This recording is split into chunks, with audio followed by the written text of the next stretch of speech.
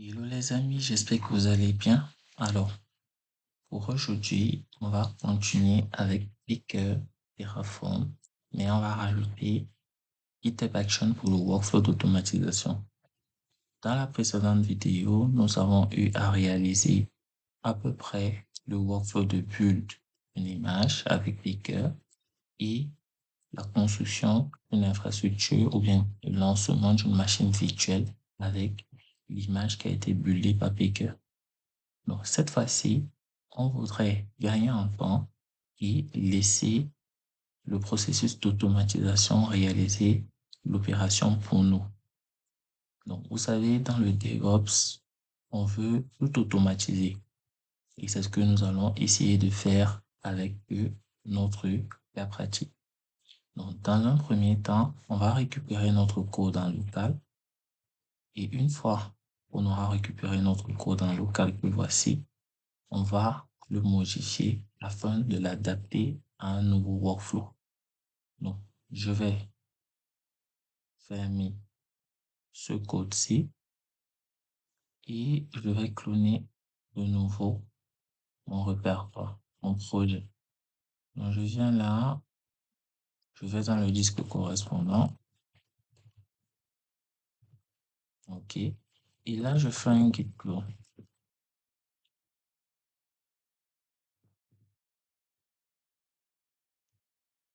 OK. Git clone.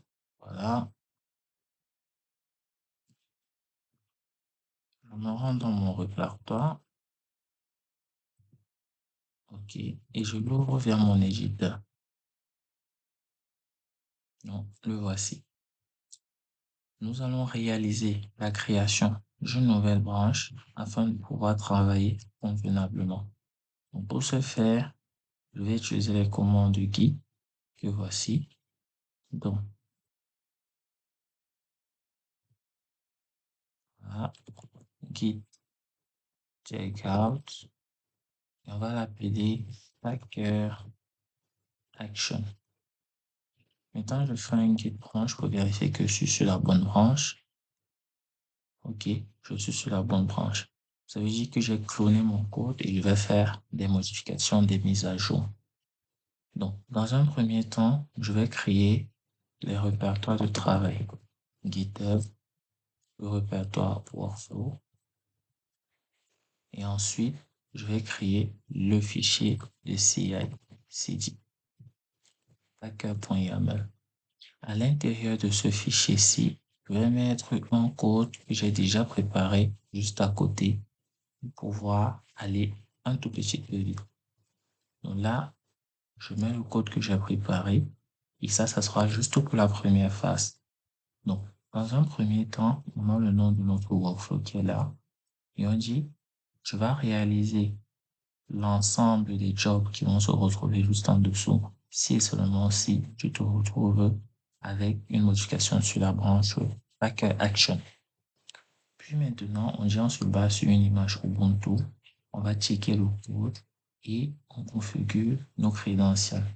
Donc, nos crédentials sont tout simplement les access key, secret key et la région, comme on l'a fait dans la vidéo précédente. Mais cette fois-ci, on va rajouter cela au niveau de notre configuration sur GitHub. Donc, ensuite, vous avez les commandes de Packer pour pouvoir lancer le build de l'image. Donc, on va enregistrer tout cela et ensuite, on va pousser notre code au niveau de GitHub. Donc, je vais faire un GitLab, un git commit, build, image, et ensuite, je fais un git push. Je dois rajouter la nouvelle branche avec cette commande ici. Et dans les prochaines mises à jour, je n'aurai plus besoin de mettre le upstream. Donc là, je reviens maintenant au niveau de mon compte GitHub et je vais checker et voir si j'ai un workflow qui est en cours. Donc, je vais actualiser. OK. Est-ce que j'ai la nouvelle branche? Oui. Est-ce que j'ai un workflow en cours d'exécution? Oui. OK. Donc là, vous verrez que on a un workflow qui est en cours d'exécution. Il est en train de lancer l'instance temporaire qui devrait lancer pour pouvoir réaliser l'installation de tous, c'est-à-dire Docker et la mise à jour des packages. On va venir sur notre compte AWS, on va aller sur Instance et on va vérifier que le process est bien en cours. Donc là, vous voyez qu'on a une instance en état pending. C'est cette instance-ci qui est en train d'être créée. Et dès qu'elle sera créée, il y aura l'installation de tous les outils à l'intérieur de notre instance. Donc, on va patienter quelques minutes, mais avant, il faudrait que je vous montre où est-ce que j'ai mis les crédentials de tout à l'heure. Donc, pour ce faire, avant de lancer le Git push, il faudrait bien évidemment que je vienne au niveau de Settings, je vais au niveau de Secret, ensuite Action, et que je crée ces deux variables-ci. Et je mets les access keys et secret keys que nous avons créés dans la précédente vidéo. Sinon, votre workflow ne marchera pas du tout. Donc, si je reviens au niveau de Action, je check là, on va voir qu'il va prendre tout son temps pour pouvoir lancer le processus de création de la VM, d'installation d'outils, de la configuration, de tout ce qu'on a eu à présenter dans la précédente vidéo. Donc, entre autres, les éléments suivants, on a dit que on aura une image qui sera customisée par un nouveau message, celui-ci, EasyTuto with Baker. On aura un script bash qui va nous permettre d'installer Docker, puis de lancer un conteneur Jenkins. Et à chaque fois qu'on va utiliser l'image, on aura Jenkins déjà de démarrer. Ensuite, vous avez votre Docker Compose sur lequel il va se baser pour lancer notre stack applicatif Jenkins. Vous avez le fichier gfall.cfg qui permet de réaliser une configuration par défaut, qui va écraser la configuration du cloud qui est générée par le cloud provider. Et enfin, on a notre code easytuto.pkr.acl qui va nous permettre de générer une image pour un cloud provider bien spécifique. Dans notre cas, nous nous trouvons sur AWS. Donc, ça sera normal. Donc, une fois que on aura vérifié que notre process est fonctionnel, notre process de build, on va rajouter une seconde étape qui va consister à récupérer l'image que nous venons de builder à la dernière version, puis maintenant de la rajouter au workflow. Donc, allons vérifier ce qui se passe ici. On voit que le process il est lancé depuis 3 minutes. Alors, l'avantage de pouvoir templétiser nos images à l'avance, c'est que ça va nous permettre de lancer beaucoup plus rapidement des stacks au niveau de nos cloud providers. Donc, imaginez-vous que vous avez besoin urgemment d'une nouvelle stack et qu'il faudrait réinstaller l'ensemble des outils. Vous voyez que ça nous prend énormément de temps. Alors que si on a une image déjà templétisée, on ira beaucoup plus vite. Donc, c'est ce que nous essayons de faire et vu que également, on ne doit pas réaliser des process de façon manuelle à chaque fois, c'est-à-dire si je n'ai pas de ressources en local, alors je dois provisionner un serveur sur le cloud afin de pouvoir réaliser le build de l'image.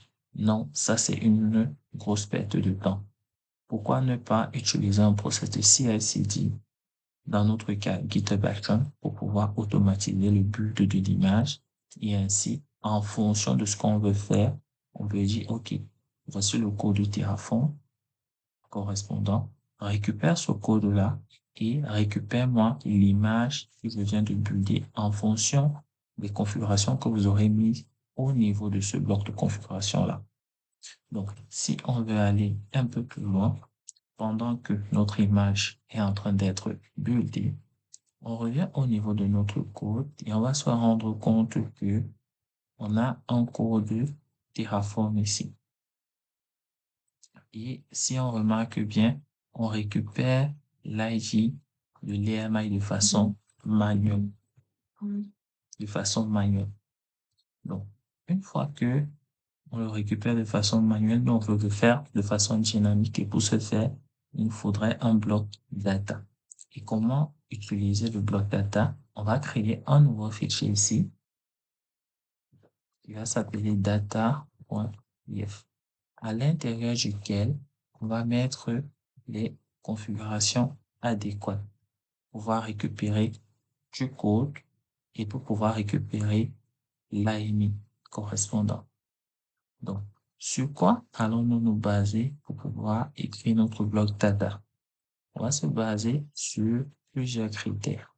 Entre autres, le nom de, de l'image, le filtre, le owner de l'image. Donc, mettons déjà l'ossature. On a data, AWS et MI. Et on va dire, tu vas récupérer comme nom, disons, Easy Judo. Easy Judo et MI. Tout simplement. Et là, maintenant, je vais dire, tu vas récupérer la dernière image. Most recent photo. OK. Maintenant, je dois mettre un filtre. Filter. Et dans filter, je dois avoir un nom, comme ceci. Et je dois avoir une valeur. Puis, il y aurait un autre filter qui va me permettre de récupérer en fonction du owner, parce que c'est bien beau de récupérer l'image, mais il faudra aussi que ce soit autorisé par quelqu'un. Ça veut dire que l'image a été provisionnée par une personne. Il faudra identifier la personne qui a eu à provisionner cette image-là afin de retrouver l'image correspondante. Donc, je vais aussi ajouter un filtre ici. Je vais mettre name et ensuite, je vais mettre value ou je vais mettre la valeur du owner. Puis, je pourrais rajouter juste en dessous le owner ID. Donc, owner égale, tout simplement. Maintenant, je vais aller sur mon compte AWS et au niveau de mon compte AWS, je vais me rendre compte que j'ai certains paramètres. Vu que j'ai déjà eu à builder une image auparavant, ça voudrait tout simplement dire que les autres images qui vont venir auront à peu près la même ossature. Donc, si je clique ici, vous allez voir qu'on a l'ID, c'est super, on a le même tag, c'est encore très bien. Sauf que au niveau du nom de l'AMI, on a plutôt ceci qui correspond au timestamp qu'on a eu à configurer. On dit que qui est propriétaire, c'est le compte suivant. L'architecture, la voici. Et nous, qu'est-ce qui nous intéresse? On va récupérer ça. On va venir au niveau de notre code et on va dire, tu vas te baser sur cette information-ci pour nous retrouver notre image. Et tu vas faire la recherche de façon automatique, tout simplement. Et ici en haut, je vais mettre juste le name. Tu vas faire un filtre sur tous les noms commençant par ceci. Maintenant, au niveau du second filtre, je vais mettre par exemple owner ID. Owner ID, comme ceci. Et je vais aller chercher owner ID qui correspond à ceci, c'est-à-dire l'ID de mon compte. Donc, je reviens, je rajoute à ce niveau-ci, entre crochets, et je mets l'ID, tout simplement. Je répercute la configuration ici, et c'est bon.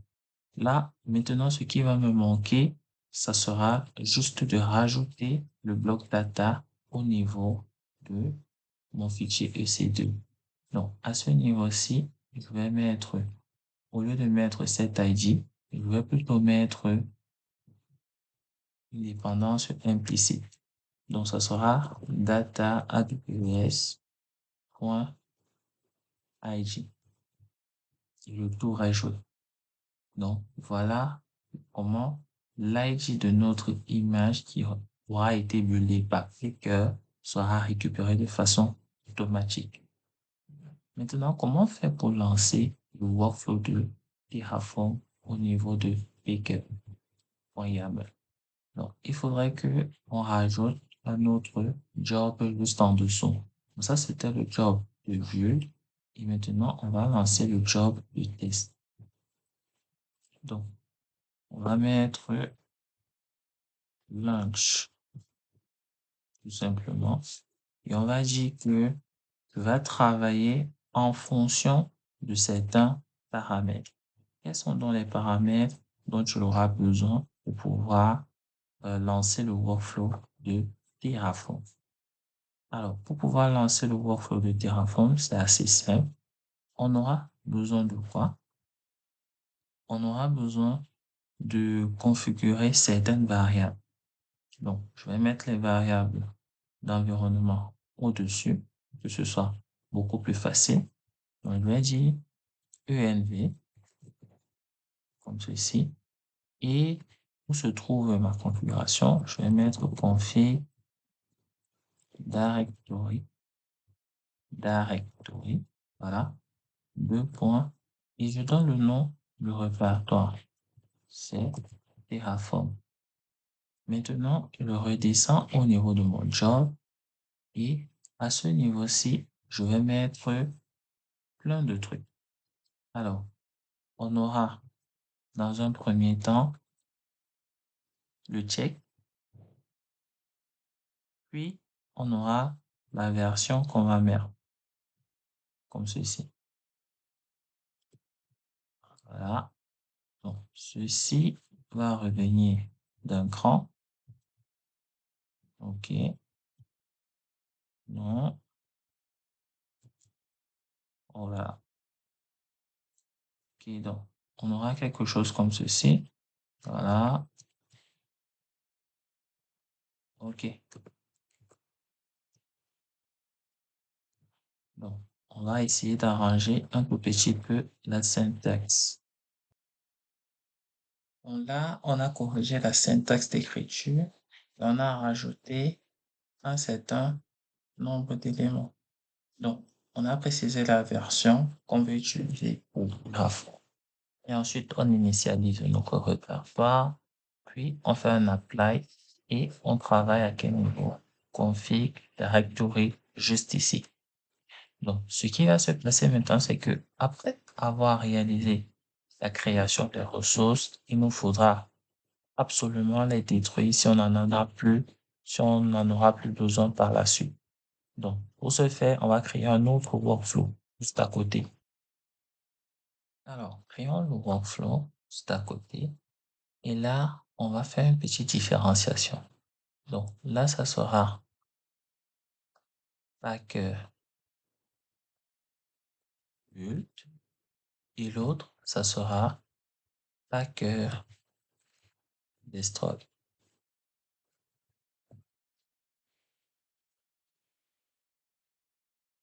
OK. Donc, au niveau de notre Packer Destroy, qu'est-ce qu'on va faire? On va juste lancer le job de destruction, tout simplement. Juste lancer le job de destruction. Donc, je n'ai pas obligatoirement besoin de cette partie parce que c'est quelque chose d'automatique ou à peu près manuel que je vais lancer. Donc, c'est à peu près le même workflow que vous avez de l'autre côté, sauf que on a workflow dispatch, ce qui veut tout simplement dire qu'on va lancer une action manuelle à ce niveau-ci afin de détruire l'infrastructure. Donc, allons maintenant au niveau de notre GitHub et voyons un peu ce qui s'est passé par rapport à notre image. Est-ce que c'est terminé? Je reviens là et on me dit que le but est bien effectif. Donc, on nous met 15 minutes 33 secondes. Vous voyez que vous avez 15 minutes de gain lorsque vous aurez déjà une image de fonctionnel. Donc, ce qu'on va faire, c'est qu'on va pousser notre code et le process va se lancer de façon automatique. Donc, je reviens ici et je pousse le nouveau code. Donc, est-ce que je suis sur la bonne branche? Ouais, je suis sur la bonne branche. Donc, git add git commit new workflow. OK, workflow. Ensuite, je fais une git push. Je vais donc revenir au niveau de mon GitHub et voir ce qui va se passer. Donc là, je reviens Summary, Action. Et là, vous allez voir qu'on a deux workflows. Le premier sera le build et le deuxième sera le launch. Pourquoi le launch est en attente? Tout simplement parce que au niveau de notre code, on a dit que j'ai besoin du build pour pouvoir réaliser la tâche de launch. Où se trouve cette ligne-là? La voici. J'ai besoin du build pour pouvoir lancer la tâche de launch. Et là, on va juste patienter que tout se mette en place et ensuite, on va juste checker que le workflow, il est correct et bien fonctionnel avec le GitHub Action. Allez, à tout de suite. Donc, après quelques minutes d'attente, nous voyons bien ici que le build de l'image nous a pris à peu près 16 minutes. Mais le lancement de la stack nous a pris 1 minute parce que tous les tools se sont déjà installés. Maintenant, essayons de nous connecter à l'instance, puis vérifions que notre Jenkins il est fonctionnel. Donc, je viens là, je me connecte sur mon compte AWS, je récupère l'adresse IP à ce niveau, j'ouvre Mobile Externe, j'entre mon mot de passe parce que ça a été sécurisé et tout. Donc, ici, j'entre mon user qui est CentOS. Je valide. Et on avait dit que notre mot de passe est easy tuto. Donc, easy tuto. Je valide.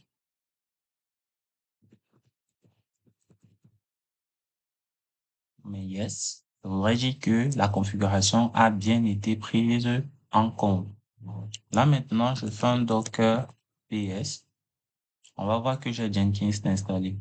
Il s'agit, je reviens maintenant au niveau de mon navigateur et là, je vais essayer de me connecter à l'instance de Jenkins.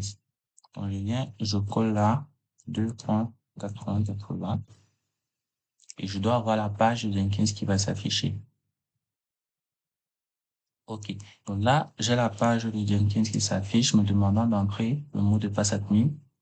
Je copie, je reviens sur mon terminal et j'utilise les commandes Docker pour pouvoir y avoir accès. OK. Jenkins. OK. Et je mets un cadre du chemin. Là, j'obtiens ma clé. Je reviens sur le navigateur, j'entre la clé. On va me demander de créer un user et d'installer les plugins. Donc là, on passe à l'installation des plugins de base. OK. Donc, j'ai pas eu à attendre que les tools s'installent ou quoi que ce soit, non. Je vais directement utiliser mon image qui a été buildée ici. Donc, si je passe sur AMI, vous voyez, voici les images qui ont été buildées précédemment. Voilà, tout simplement. Donc, on revient sur notre Jenkins. Est-ce que c'est terminé? C'est presque fini. On va créer rapidement notre compte. Donc, easy tuto. On va mettre là, easy tuto, easy tuto, easy tuto. Et ensuite, là, on va mettre easy tuto, arrobas, easy tuto.fr.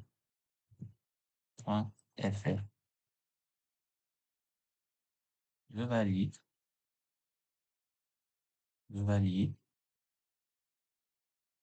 Et je commence à utiliser Jenkins, tout simplement. Donc voilà, j'ai un Jenkins de fonctionnel en moins d'une minute.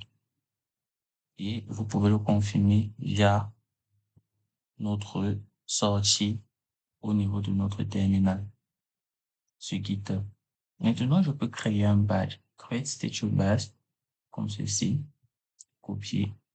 On dit default branch, main, packer action. Moi, je vais prendre packer action. Default event, je vais mettre par exemple push. Ouais, le push. Push. OK.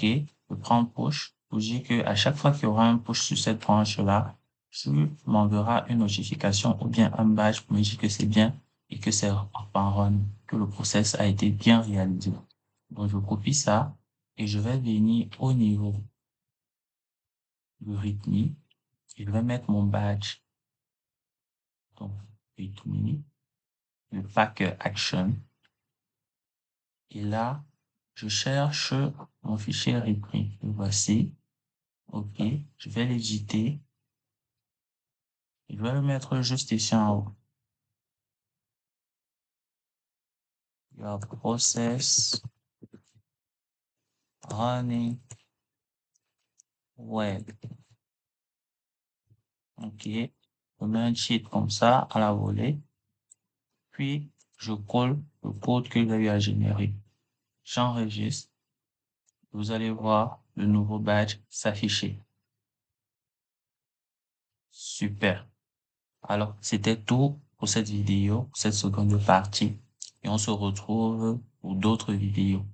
Allez, portez-vous bien et à plus.